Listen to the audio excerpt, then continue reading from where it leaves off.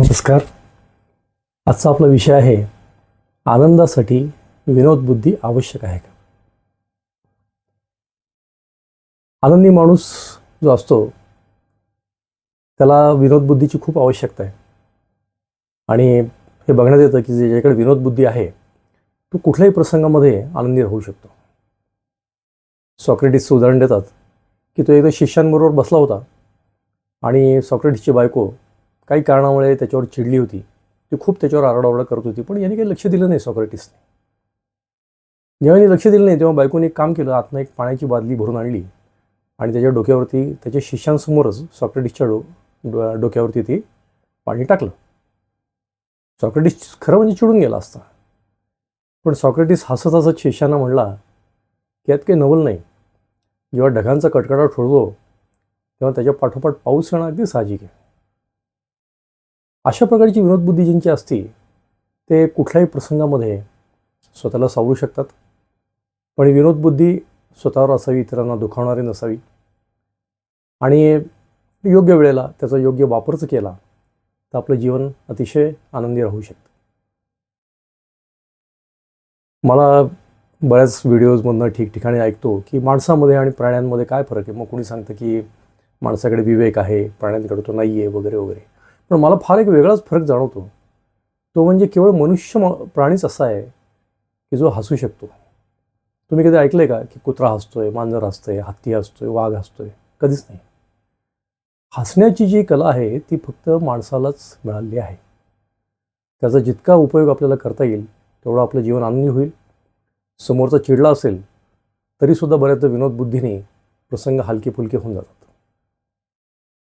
एकदा आचार्य अत्रे त्यांच्या कार्यालयाजवळ एक गाढव मरून पडलं होतं. त्याचा खूप घाण वास येत होता आणि आचार्य अत्रेंनी नगरपालिकेला फोन केला. तेव्हा ते कार्यालयाजवळ गाढव मरून पडलं, इकडे वास होतोय खूप. तर तो नगरपालिकेचा माणूस तिकडे चिडून म्हणला, मग आम्ही काय करू त्याच्यामध्ये, आम्हाला कशाला फोन करताय. आचार्य अत्रेंनी लगेच उत्तर दिलं की नाही, तसं नाही हो. कुणी जर गेलं तर त्याच्या नातेवाईकांना कळवणं अशी एक आपल्याकडे प्रथा आहे, म्हणून तुम्हाला कळवलं. न चिडता आचार्य अत्रेंनी जे उत्तर दिलं त्याने तो माणूस खजील झाला आणि ते गाढव उचललं गेलं.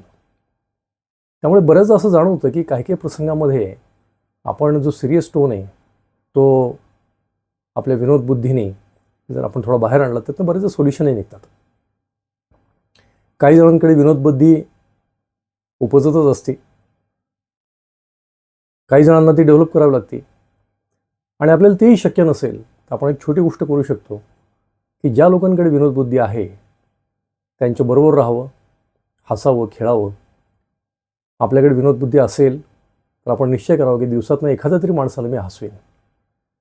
आणि अशी काही जरूर नाही की आपण फार मोठे काही तत्त्वज्ञानी असलो किंवा फार मोठे विचारवंत असलो तर हसूच नाही. मोठमोठे महापुरुषसुद्धा अतिशय चांगली विनोदबुद्धी असलेले होते.